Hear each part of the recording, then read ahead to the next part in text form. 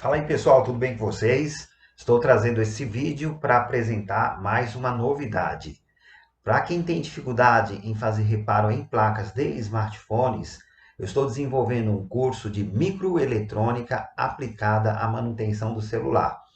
Esse curso será online, esse curso vai conter 97 aulas, e nós vamos ter algumas aulas de bônus de alguns professores já consagrados aí na microeletrônica. Então nós vamos ter um curso recheado de informações e alguns bônus ainda para vocês, para que vocês possam ter muito mais entendimento.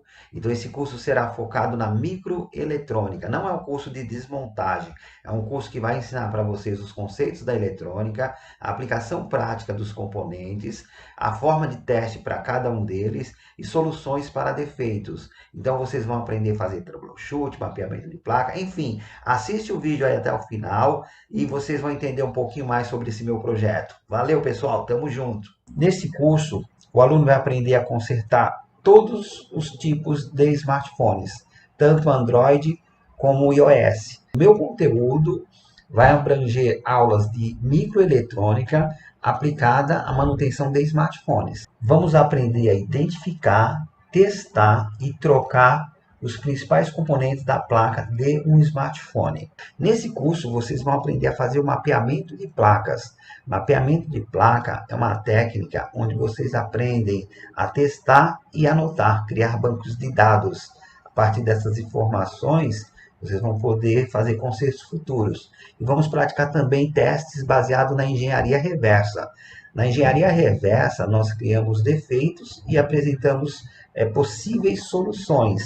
Isso é muito bom também para se aprender. Vamos aprender a ler e interpretar os esquemas elétricos dos fabricantes de forma correta também. Tá? O esquema elétrico ele te dá algumas referências, mas na maioria das vezes não te mostra quando que essa referência pode se apresentar e pode ser testada. Vamos aprender a entender as siglas, simbologias, nomenclaturas, tudo que estiver contido aí no esquema elétrico, eu vou apresentar para vocês. Nesse curso eu ensinarei a vocês como que eu crio meus troubleshoot. Troubleshoot nada mais é do que um passo a passo para a solução de um problema.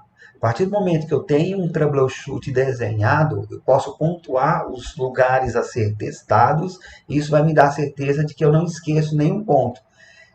Quem nunca passou pela situação onde se fica 1 hora, 2 horas analisando e não se consegue ter o diagnóstico? Aí você vai para casa, descansa a cabeça e lá você pensa, poxa, esqueci de testar um indutor naquela malha. Aí você vai lá no dia seguinte, faz o teste do indutor e acha o defeito. O troubleshoot ele serve para evitar essa situação, porque se você pontua os lugares a serem testados, mesmo que você não siga de forma pontual, você acaba sabendo que naquele lugar ali ainda está faltando um teste. Então é isso, o troubleshoot, além dele ser passo a passo, nós podemos trabalhar também com fluxogramas, né, indicando os testes, nós temos também a certeza de não esquecer nada pelo caminho. Então nós vamos fazer do zero, vou mostrar para vocês por onde que começa, por onde que passa e onde que chega. E dentro desse cenário, nós vamos aí marcar os principais componentes a serem testados. Lembrando que para se fazer um troubleshoot, é obrigação do técnico conhecer as funções do smartphone, os setores em que essas funções operam e depois relacionar os envolvidos. Tá? Então, por exemplo, se o celular deixou de carregar ou apresenta falha de carregamento, vocês têm que sempre considerar a entrada, que é dada através do conector USB. Considere que antes do conector USB existe um cabo aí por trás disso, uma fonte, que eles também têm que atender alguns critérios aí para que o carregamento possa ser concluído. E a partir dali, eles têm chaves, né, tem componentes, né, nas malhas, tem circuitos integrados, né, todos, né, com a função de gerenciar a carga da sua bateria. A própria bateria, né, então eu tenho que testar a bateria, tenho que testar o carregador, tenho que testar o conector USB, depois eu tenho que enxergar os componentes nas malhas de carga, e aí saber a forma de teste para cada um deles. Tá? E a malha de carga principal, que nós chamamos de VBus, pode estar operando corretamente, mesmo assim o seu celular não carregar. Então nós temos que saber enxergar todas as bases, né, necessárias para um carregamento acontecer e tentar entender em qual delas o defeito se apresenta. Poderia ser numa malha de dados, pode ser numa ID de detecção do cabo, pode ser defeito numa malha BAT-TERM, tá? Então temos que enxergar tudo para poder chegar no nosso diagnóstico aí de forma mais precisa possível. Neste curso, vocês vão aprender também a usar a fonte de bancada. Alguns alunos ainda têm dúvida a respeito dessa ferramenta. Ela é muito simples, mas ela te possibilita em muitos testes. Então, ela é imprescindível, né? A fonte ela tem que fazer parte da bancada aí do técnico em eletrônica. A fonte ela não é apenas para vocês ligarem o seu smartphone. A fonte serve também para que vocês possam observar os consumos de corrente ao longo de um tempo. Defeitos, né, a partir de consumos de corrente, padrões de consumo de corrente. As nossas fontes elas têm proteção OCP, OVP. Nós podemos utilizar uma fonte para injetar tensão para desprender calor, como eu posso ter uma fonte para injetar atenção e observar qual é o consumo de corrente nessa malha. Então tem bastante coisa que dá para se fazer com uma fonte e alguns técnicos acabam não fazendo por falta de conhecimento. Então nós vamos também neste curso, esse curso lembrando, tá? É microeletrônica aplicada à manutenção de smartphones. Nós vamos apresentar algumas ferramentas e formas de utilização delas. Multímetro é uma ferramenta simples, mas muito importante também. Multímetro tem várias escalas, né? E além de vocês saberem utilizar cada uma delas, as escalas elas vão aferir grandezas, né? E as grandezas elas se relacionam aí sempre que a placa está em funcionamento. Além de vocês terem que saber separar uma grandeza da outra, desassociar, né, para testes, vocês têm que saber utilizar formas de testes com multímetro.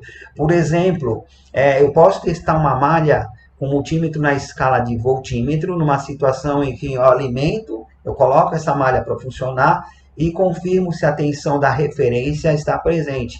Eu posso, nessa mesma malha, usar o multímetro na escala de diodo em condução reversa para capturar uma queda de tensão com a placa desligada.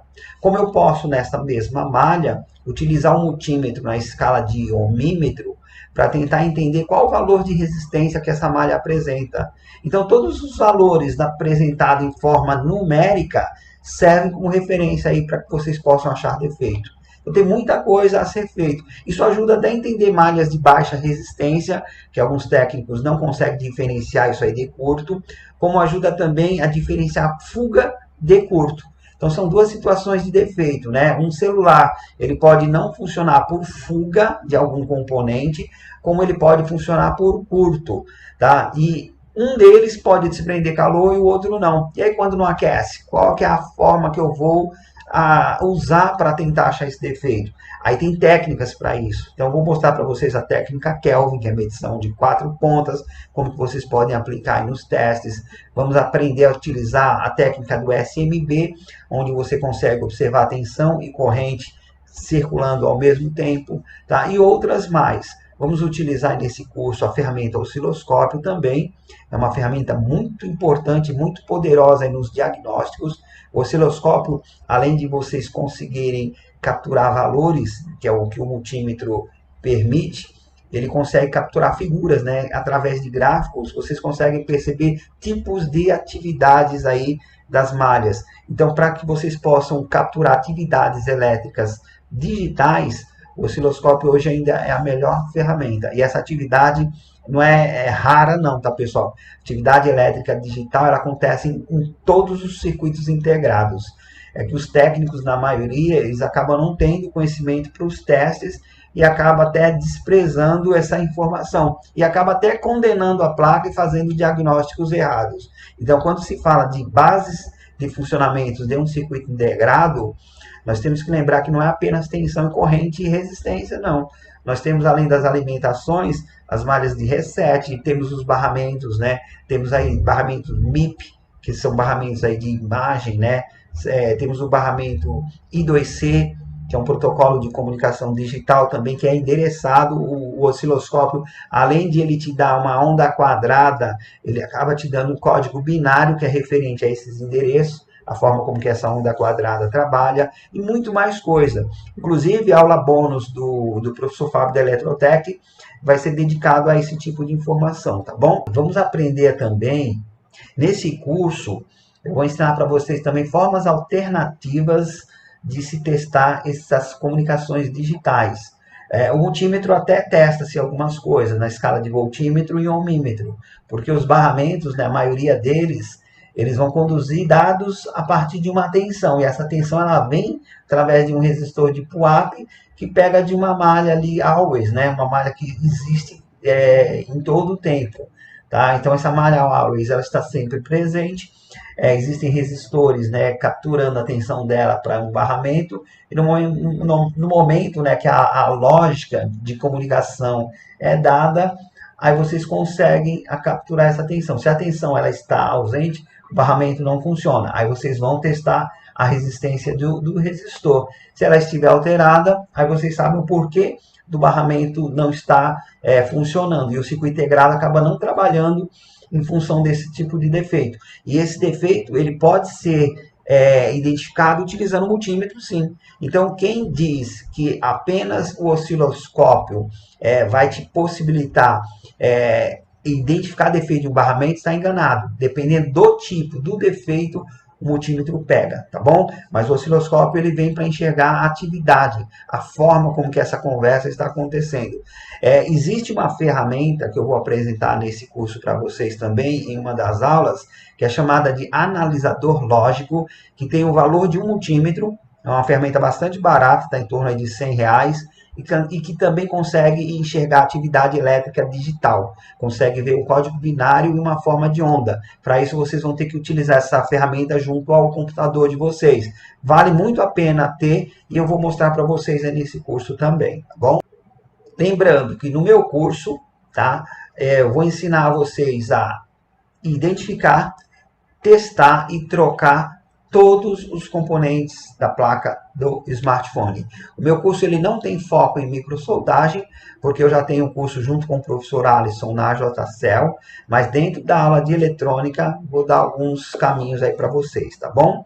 Vamos aprender também a analisar o setor de radiofrequência de um smartphone. Também é um setor aí que acaba sendo aí muito difícil para a maioria dos técnicos, né? Até porque na parte de radiofrequência nós contamos aí com a corrente alternada e os componentes eletrônicos eles passam a trabalhar de forma diferente. Então as linhas de antenas elas apresentam baixa impedância, né? Impedância, a sua grandeza pode ser medida em ohms, então ela vai apresentar em torno de 50 ohms, o que fará com que nos testes de continuidade, escala de apito, a linha toda fique bipando com a referência no terra. Tá? Isso em função da baixa resistência da malha e também por apresentar indutores em paralelo. Né? Então tem sim, pessoal, para quem fala que não pode ver, que não existe indutor em paralelo, ele pode não ser colocado em paralelo no setor lógico, né? Onde tem a tensão de alimentação dos CIs.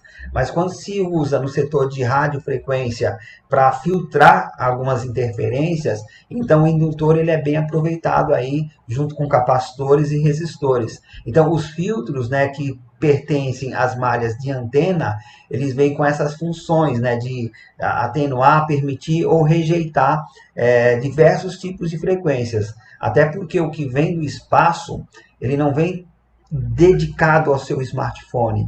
Então as chaves de antena, os switches, né, e os filtros junto com os modem, os PAs, eles vão trabalhar tudo isso aí que vem de forma assim descompensada. Então vamos aprender a entender testes para entrada de sinal de antena, filtros, chaves, os PAs e os modems, né, que são os transceivers, né? A partir daí, aí nós vamos ter lá o componente principal gerenciando todas essas ações, que é a CPU, no caso, né, o A-Baseband, se for um iPhone, como teremos aí os PMICs, né, o PMU, mandando alimentação também para esses setores, tá bom? E tem o software, né, o software é a instrução para o hardware, então o software ele interage, né, com todos esses componentes para que as coisas possam acontecer. Então, para que vocês possam identificar defeito, nós vamos pontuar as formas de teste, sempre fazendo primeiro o que é mais fácil, para depois chegar numa parte mais avançada da solda na placa.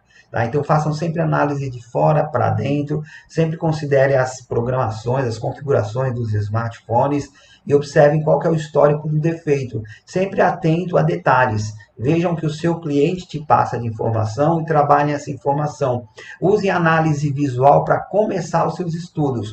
Nunca comece soldando uma placa. Tá? Façam uma análise visual, façam o básico dentro do que vocês puderem fazer antes de desmontar o smartphone, e aí nós vamos depois para a placa.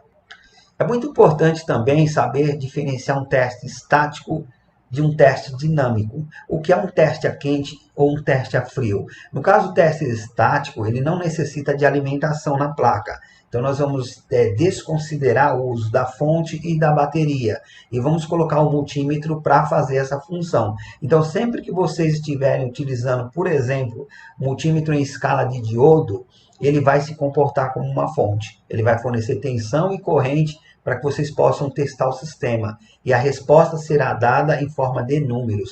Aprendam a padronizar esses números, porque eles vão te mostrar as alterações e aí os defeitos vão aparecer junto com essa informação. Muito importante também que o técnico saiba, além de conhecer a função de cada componente, entender a associação dele na placa. Componente associado em série e em paralelo, eles trabalham de formas diferentes. Conheçam as aplicações práticas de cada componente para que vocês entendam o sintoma de defeito. Às vezes, um tipo de defeito ele pode ser característico de um componente e não ter nada a ver com outro.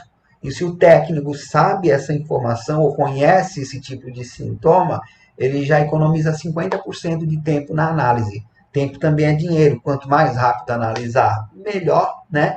E quanto mais correta for a sua análise, menos chance aí de vocês errarem. O erro, às vezes o erro inviabiliza o conserto. Vamos aprender também nesse curso a diferenciar os tipos de curto. Tá? Existe curto que é muito fácil de identificar, porque o componente desprende calor por efeito Joule. A partir do momento que a corrente cresce, o elétron ele se atrita, né, um contra o outro. Quando o caminho é difícil, o elétron ele se choca, produz calor, e aí vocês conseguem até identificar o componente mais facilmente. Mas temos algumas regrinhas. Nem tudo que aquece é curto. E nem sempre o curto desprende calor. Então, nós vamos ter que aprender a lidar com essas informações também. Então, é isso, pessoal.